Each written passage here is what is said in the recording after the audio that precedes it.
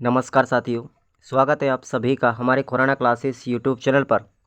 दोस्तों, आज की इस क्लास में हम बात करेंगे शिक्षा मनोविज्ञान का जो अगला टॉपिक है 5वें नंबर यूनिट का, वो है मापन एवं मूल्यांकन। तो वेरी वेरी इंपॉर्टेंट पॉइंट है ये, अच्छा टॉपिक है। एक प्रश्न आपको ज़रूर आएगा इसमें से। तो आप लोग सभी क्लासेस जो आपको प्लेलिस्ट बना रखी है साइकोलॉजी की नोट्सों की, वो आप लोग इनको ज़रूर से ज़रूर पढ़ेंगे। और अगर आप इनकी पीडीएफ लेना चाहते हो इसी ही नोट्स की, तो आप लोग हमें व्हाट्सअप मैसेज करेंगे। खुराना क्लासेस एप्लीकेशन पर भी आपको इसकी पीडीएफ मिलेगी। और साथियों, अगर आप इस पीडीएफ को व्हाट्सअप के माध्यम से मंगाना चाहते हैं, प्रिंट आउट निकलवाना चाहते हैं, तो आप हमारे इस नंबर पर कॉल करेंगे, ठीक है, या फिर मैसेज करेंगे। ये बात ध्यान रखें आप लोग। ये पीडीएफ पेड है आपकी 50 रुपये। कितना है? 50 रुपये पेड है ये। 9983941566 ये अपना पे व्हाट्सअप नंबर है। इस पर आप लोगों के माध्यम से मैसेज करना है। और व्हाट्सअप मैसेज करने के बाद आपको पीडीएफ 50 रुपये पेड के हिसाब से फ़ोन पे आप इसी नंबर पे करेंगे तो आपको ये पीडीएफ नोट्स मिल जाएंगे। आप इनको पढ़िएगा, बहुत ही शानदार जानदार सीरीज़ है ये आपकी, और अच्छा है। और दूसरी बात आपको याद रखनी है कि आपके लिए जो रीड प्री के लिए ये टेस्ट सीरीज़ चल रही है, ये भी बहुत अच्छी है, शानदार है। खुराना क्लासेस ऐप पर आपको मिलेगी टेस्ट सीरीज़ के ऑप्शन में। आप इसको ज़रूर ज्वाइन करेंगे। आप ये मत सोचिएगा कि बड़े बड़े यूट्यूब चैनल हैं या बड़ी बड़ी कोचिंगें हैं आपको अच्छा देती हैं, हम यहाँ छोटे हैं तो हम आपको अच्छा नहीं देंगे। ऐसा कदापि नहीं है। शायद मेरी इस टेस्ट सीरीज़ जैसी आपको कहीं भी उत्कर्ष में या कलाम एकेडमी में या किसी अन्य कोचिंग में आपको नहीं मिलने वाली इतना विस्तार से, और पूरा टॉपिक वाइज सिलेबस के अकॉर्डिंग। तो आप लोग ध्यान रखें, मेरा प्राइस भी बहुत कम है।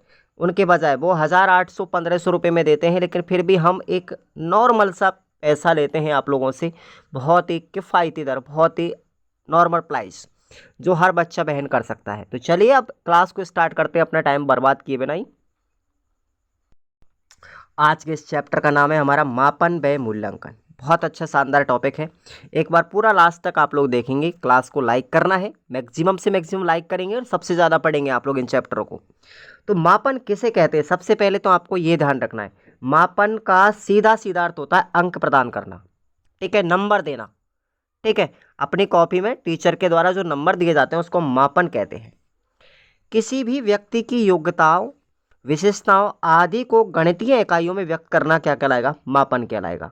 आप लोगों ने क्या योग्यता अपनी प्रदर्शित की है कॉपी के अंदर, क्या आपने लिखा है, उस कॉपी में आपको अगर अंक प्रदान किए जा रहे हैं, यही क्या है? आपका मापन है।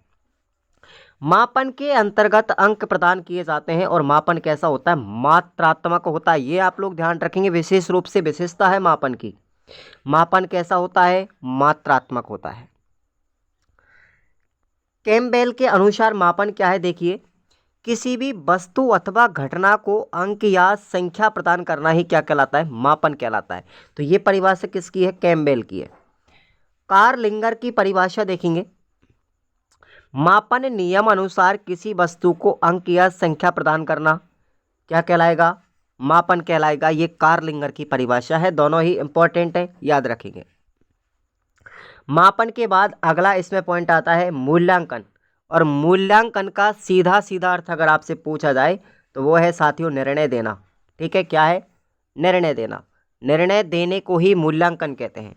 जब किसी व्यक्ति का मापन करने के साथ साथ उसके मूल्यों का भी निर्धारण किया जाता है तो वह क्या कहलाता है? मूल्यांकन कहा जाता है। और मूल्यांकन शब्द जो है साथियों, मापन प्लस मूल्य निर्धारण के योग से बना है। और मूल्यांकन परिमाणात्मक और कैसा होता है? गुणात्मक दोनों होता है। ये आप लोगों को इसकी विशेषता में याद रखनी है। मापन के मूल्यांकन कैसा होता है? परिमाणात्मक होता है और गुणात्मक दोनों होता है। ठीक है, परिमाणात्मक भी होता है और गुणात्मक भी होता है। जबकि मापन कैसा होता है? मात्रात्मक होता है। ये विशेष रूप से आप लोग ध्यान रखेंगे कहानी में। मूल्यांकन के दौरान ये निर्णय लिया जाता है कि शिक्षण उद्देश्य की प्राप्ति हुई है अथवा नहीं हुई है। यही बात आपको नोट करनी है। आगे बात करते हैं। ये मूल्यांकन की विशेषताएं मैं आपको बता रहा हूँ। मूल्यांकन के द्वारा ये निर्णय लिया जाता है कि शिक्षण कार्य प्रभावी है अथवा नहीं है। शिक्षण का जो हमने काम किया है वो प्रभावी है अथवा नहीं है। मूल्यांकन के द्वारा निर्णय बालकों के व्यवहार में परिवर्तन हुआ है नहीं है। इस बात की भी जानकारी किससे हम करते हैं? मूल्यांकन से। क्या बच्चों का शिक्षण कार्य प्रभावी हुआ है नहीं, या फिर बच्चों के व्यवहार में परिवर्तन हुआ है या नहीं, इस बात की जानकारी कहाँ से मिलेगी हमें? मूल्यांकन से। मूल्यांकन एक आंतरिक अंग है। मूल्यांकन किसी भी व्यक्ति की अच्छाइयाँ और बुराइयाँ आदि का दर्पण है। ये अच्छाइयों को भी उजागर करता है और बुराइयों को भी उजागर करता है। अब मूल्यांकन के लिए आपको ध्यान रखना है, मूल्यांकन के अंतर्गत मूल्यांकन एक त्रिमुखी प्रक्रिया है। जिस तरीके से शिक्षण प्रक्रिया भी त्रिमुखी थी ना जॉन डेवी के अनुसार, वैसे ही यहाँ पर मूल्यांकन भी त्रिमुखी प्रक्रिया है ना। ये आपको ध्यान रखना है। इसमें 3 तत्व कौन कौन से? पहला है शिक्षण उद्देश्य, दूसरा है शिक्षण कार्य जिसको हम अधिगम अनुभव भी कहते हैं, और तीसरा है मूल्यांकन।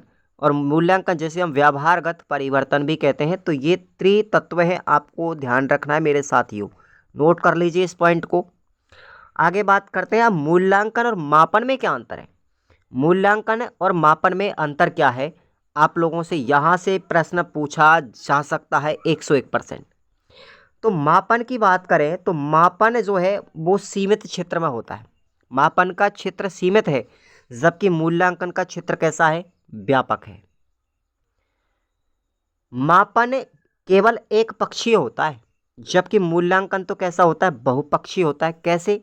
तो देखिए, मापन के अंतर्गत हम केवल अंक प्रदान करते हैं, जबकि मूल्यांकन के अंतर्गत बहुपक्षीय, इसलिए इसमें शारीरिक, मानसिक और संवेगात्मक, ठीक है, या सामाजिक, इस सभी मूल्यों का निर्धारण करते हैं।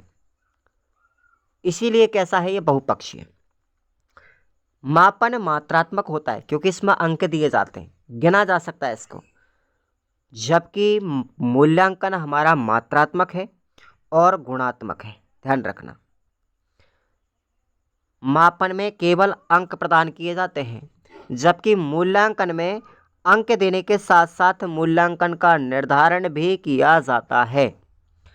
अगला अंतर है, मापन में भविष्यवाणी नहीं की जा सकती, जबकि मूल्यांकन में भविष्यवाणी की जा सकती है। याद रखना, एक एक पॉइंट, अगर आपको समझ में राइटिंग नहीं आ रही है तो मैं बोल रहा हूँ। मापन में परीक्षाएं कम होती हैं, अतः इनके लिए समय, धन और परिश्रम की कम आवश्यकता होती है, जबकि मूल्यांकन में परीक्षाएं भी अधिक होती हैं, इसमें समय, धन और श्रम सभी की अधिक आवश्यकता होती है। मापन बालक के संज्ञानात्मक पक्ष का क्या करता है? अवलोकन करता है, आकलन करता है, जबकि मूल्यांकन बच्चे के ज्ञानात्मक पक्ष के साथ साथ उसकी क्रियात्मक और उसके भावात्मक पक्ष का भी क्या करता है? अवलोकन यानी आकलन करता है। तो ये आप लोगों को याद रखना है साथियों, मापन और मूल्यांकन में अंतर। प्रश्न यहाँ से बनने की पूरी संभावना होती है। अब क्रॉनबेक के अनुसार मूल्यांकन क्या है? मूल्यांकन एक सतत प्रक्रिया है। कैसी है? सतत है, लगातार चलती है, पूरे जीवन पर्यंत चलती है, जिसके अंतर्गत यह देखा जाता है कि शिक्षक को शिक्षण उद्देश्य की प्राप्ति हुई है अथवा नहीं हुई है, और बालकों को उचित प्रकार से अधिगम हुआ है या नहीं है हुआ है। ये बात किसने कही थी? क्रॉनबेक ने, और इसी चीज़ को उन्होंने डिक्लेयर किया था कि यही मूल्यांकन है। एनसीईआरटी पुस्तक के कॉन्सेप्ट के अनुसार अगर हम बात करते हैं, कॉन्सेप्ट ऑफ एवोल्यूशन, यानी कि मूल्यांकन की अवधारणा क्या है, ठीक है। एनसीईआरटी की एक पुस्तक चलती है जिसमें चैप्टर का नाम है कॉन्सेप्ट ऑफ एवोल्यूशन, यानी मूल्यांकन की अवधारणा। तो इसमें परिभाषा क्या बताइए कि मूल्यांकन एक सतत प्रक्रिया है जिसके द्वारा अधिगम प्रभावी हुआ है या नहीं हुआ है, अर्थात बालकों के व्यवहार में परिवर्तन हुआ है अथवा नहीं हुआ है, ये क्या कहलाएगा? हमारा मूल्यांकन कहलाएगा। ये किसकी बात है? ये कॉन्सेप्ट ऑफ एवोल्यूशन पुस्तक है एनसीईआरटी की, उसमें एक चैप्टर है, उसकी बात है ये। तो ये परिभाषा आपको याद रखनी है। अब मूल्यांकन की प्रविधियों की अगर हम बात करते हैं तो मूल्यांकन की 2 प्रकार की प्रविधियां होती है। पहली है परिमाणात्मक और दूसरी है गुणात्मक। पहली कौन सी है? परिमाणात्मक, और दूसरी कौन सी है? गुणात्मक। अब हम बात करते हैं सबसे पहले गुणात्मक प्रविधि की। गुणात्मक विधि कौन सी है? तो देखेंगे, प्रक्रिया के अंतर्गत बालकों के गुणों का पता लगाया जाना, क्या है? गुणात्मक प्रविधि। गुणात्मक प्रविधि को मनोवैज्ञानिक प्रविधि या मनोवैज्ञानिक विधि या अनुसंधान विधि या व्यावहारिक विधि आदि नामों से जाना जाता है।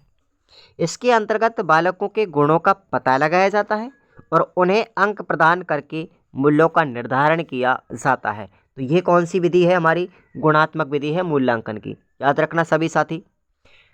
दूसरी विधि है परिमाणात्मक विधि। इसके अंतर्गत बालकों के ज्ञान का बोध किया जाता है। इसको उपलब्धि परीक्षण, निष्पत्ति परीक्षण, मात्रात्मक परीक्षण आदि नामों से जाना जाता है। ये आपको ध्यान रखना है। इसके अंतर्गत केवल बालकों के ज्ञान की परीक्षा ली जाती है। क्लियर? और देखिए इसी में इसके अंतर्गत परीक्षण का स्वरूप लिखित, मौखिक तथा प्रयोगात्मक होता है। इसके अंतर्गत बालकों के केवल ज्ञानात्मक पक्ष का बोध होता है। किसमें? ध्यान रखना, परिमाणात्मक विधि के अंतर्गत। अब हम बात करते हैं मूल्यांकन की प्रविधियों का वर्गीकरण। पूरा पढ़ेंगे अब यहाँ पर अच्छे से, और ये पूरा जो डायग्राम है आपको याद रखना है। मूल्यांकन की प्रविधियाँ दो प्रकार की मैंने आपको बताई। पहली है गुणात्मक, जिसमें व्यवहार को प्रदर्शित करते हैं, और दूसरा है परिमाणात्मक, जिसमें हम उपलब्धि परीक्षण की बात करते हैं। गुणात्मक की जो विधि है वो कौन कौन सी है, इनको हम आगे पढ़ेंगे।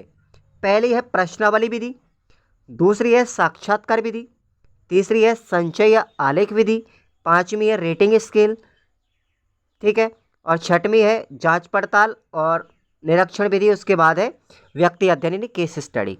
तो ये सब क्या है? हमारी गुणात्मक विधि है, ये आप लोगों ने याद रखना। यानी कि और परिमाणात्मक या उपलब्धि परीक्षण विधि कौन कौन सी है? तो ये तीन प्रकार की है, लिखित है, मौखिक है और प्रयोगात्मक। ये उपलब्धि परीक्षण विधि यानी परिमाणात्मक विधि है। पहली है लिखित, मौखिक दूसरी है, और तीसरी प्रयोगात्मक। अब लिखित को भी आगे वर्गीकृत किया गया है। अब ये मौखिक हो गई, प्रयोगात्मक हो गई, ये तो यही रह गई। अब लिखित को भी आगे हम डिवाइड करेंगे, तो ये भी चार प्रकार की होती है। लिखित कितने प्रकार की? चार प्रकार की। अब आप लोग ध्यान रखना कौन कौन सी है। लिखित परीक्षा में चार प्रकार के प्रश्न आते हैं। पहला आता है वस्तुनिष्ठ प्रश्न, उसके बाद अति लघुत्तरात्मक प्रश्न, उसके बाद लघुत्तरात्मक प्रश्न, और सबसे बड़े आते हैं निबंधात्मक प्रश्न। ये आप सबने पढ़े होंगे, अच्छे से ध्यान रखना। देखिए निबंधात्मक, लघुत्तरात्मक, अति लघुत्तरात्मक और वस्तुनिष्ठ ऑब्जेक्टिव टाइप के। ऑब्जेक्टिव प्रश्नों को भी आगे बात डिवाइड किया गया है। देखिए दो भागों में। ऑब्जेक्टिव प्रश्न भी दो तरीके के होते हैं। पहला है प्रत्यास्मरण प्रश्न बोलते हैं, जिसको हम पुनः स्मरण करते हैं, और दूसरा इसका प्रकार है प्रत्याभिज्ञान यानी पहचान करने वाले प्रश्न जो होते हैं। तो ये दो प्रकार के। उसके बाद प्रत्याभिज्ञान प्रश्नों को भी हम यहाँ पर चार प्रकार से बांटते हैं, और प्रत्यास्मरण को दो प्रकार से बांटते हैं। ध्यान रखना, प्रत्याभिज्ञान को चार प्रकार से और प्रत्यास्मरण को दो प्रकार से। प्रत्यास्मरण दो प्रकार के कौन कौन से हैं? पहला है सामान्य प्रत्यास्मरण प्रश्न, और दूसरा है रिक्त स्थान की पूर्ति करने वाले प्रश्न। ध्यान रखेंगे, ये प्रत्यास्मरण के अंतर्गत आते हैं। जबकि प्रत्याभिज्ञान के अंतर्गत कौन कौन से हैं? सत्यासत्य वाले प्रश्न, मिलान चिन्ह वाले प्रश्न, बहुविकल्पात्मक प्रश्न और अनुरूपतल वाले प्रश्न। ध्यान रखना, अनुरूप वाले प्रश्न ये किस में आएंगे? चार प्रकार प्रत्याभिज्ञान में। तो ये हमारी अच्छे से याद रखनी है आपको, ये मूल्यांकन की प्रविधियां हैं। ओके, आगे देखिए। परिमाणात्मक परीक्षण या उपलब्धि परीक्षण के अंतर्गत बालकों के अधिगम स्तर का पता लगाया जाता है। कि अधिगम स्तर का पता लगाने के लिए बालकों से विभिन्न प्रकार के प्रश्न भी पूछे जाते हैं। प्रश्न पत्र के अंतर्गत इन प्रश्नों को सरल, सामान्य व जटिल के क्रम में रखा जाता है। ये आपको ध्यान रखना है। आगे बात करते हैं अच्छे परीक्षण की विशेषताएं क्या क्या होती हैं। अच्छे परीक्षण की विशेषताएं, ये आपको ध्यान रखना। स्पष्टता, वस्तुनिष्ठता, विभेदकारिता, व्यापकता, विश्वसनीयता और वैधता। यहाँ से हर बार रीट में नहीं, आपकी जितनी भी शिक्षक भर्ती होती है, first grade, second grade, third grade, REET पात्रता, सब में अच्छे परीक्षण की विशेषताओं से एक प्रश्न 101% आया है। आप कभी भी किसी भी पेपर को उठा करके देख लीजिए, मैं दावे के साथ में कहता हूँ यहाँ से एक प्रश्न आया हुआ है अच्छे परीक्षण की विशेषताओं से। तो मैं आप लोगों के लिए यहाँ पर इस अच्छे परीक्षण की जो विशेषताएं हैं इसको यहाँ केवल नाम मैं आपको बता रहा हूँ, बाकी आपको विस्तार से जब पढ़ाऊँगा, ठीक है, तो ये आपको शिक्षण विधियों में आएंगे। हिंदी की शिक्षण विधियों में हम पढ़ेंगे इनको, गणित की शिक्षण विधियों में हम पढ़ेंगे, पर्यावरण की शिक्षण विधियों में पढ़ेंगे, हम विज्ञान की, सामाजिक ज्ञान की, हर जगह पर हम इन विशेषताओं को पढ़ेंगे विस्तार से। तो आप लोग फिलहाल के लिए आप इनके नाम याद रखना। स्पष्टता होनी चाहिए, वस्तुनिष्ठता होनी चाहिए, विभेदकारिता होनी चाहिए, व्यापकता और विश्वसनीयता और वैधता।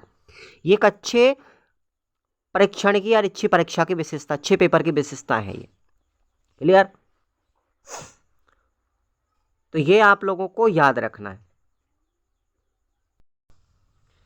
तो आज का जो चैप्टर है अपना यहाँ पर है, कल की क्लास में हम आगे पढ़ेंगे। देखो छोटे छोटी क्लासों से मैंने कंप्लीटली पूरी आपको लगभग साइकोलॉजी करवा दी है, 1-2 क्लास और बची हुई है आपकी। तो आप लोग रीट के लिए अगर तैयारी कर रहे हो ना तो बिल्कुल निडर रहिए। साइकोलॉजी इतनी ज़्यादा कठिन नहीं है जो आप लोग सोच रहे हो, और इसके लिए मैंने आपको टेस्ट सीरीज़ भी अवेलेबल करवा रखी है ताकि आप लोग अपना एनालिसिस कर सकें अच्छे से, समय के अकॉर्डिंग पेपर को हल कर सकें, आप अपनी स्पीड बढ़ा सकें, ठीक है, और आप अपने आत्मविश्वास को दृढ़ बना सकें। इसके लिए आपको मैंने खुराना क्लासेस ऐप पर जो टेस्ट सीरीज़ दी है रीट प्री के लिए ऑल सब्जेक्ट की, उसको आप लोग एक बार एनालिसिस करें। मैं दावा करता हूँ इस चीज़ का, आपको ऐसी टेस्ट सीरीज़ विस्तार पूर्वक और कॉन्सेप्ट के साथ किसी भी कोचिंग की नहीं मिलेगी मामूली कीमत पर। अगर मिलेगी तो साथियों आप लोग सब जानते हैं बड़ी बड़ी कोचिंगों की फ़ीस बहुत ज़्यादा बड़ी होती है जो एक आम बच्चा चुका नहीं पाता है। तो आप लोग भटकिए मत इधर उधर। बेहतर यही होगा कि आप लोग मेरे साथ अगर जुड़ते हैं ना तो आपके लिए बेहतर बड़ी से बड़ी कोचिंगों जैसी तैयारी तो शायद मैं डिजिटल पैनल पे नहीं करवा पाऊँगा, लेकिन उससे बेहतर आपको मैं निकाल के देने की कोशिश करूँगा। बस आप लोग मुझे समझने की कोशिश कीजिएगा। मैं जो चीज़ आपको समझाना चाह रहा हूँ वो चीज़ आपको मैं पढ़ा रहा हूँ, उसको आप रेगुलर लेते रहिए बस। Thank you so much. Subscribe करना ज़रूर, और क्लास को शेयर और लाइक और रेगुलर क्लास लेते रहिएगा। Thank you so much.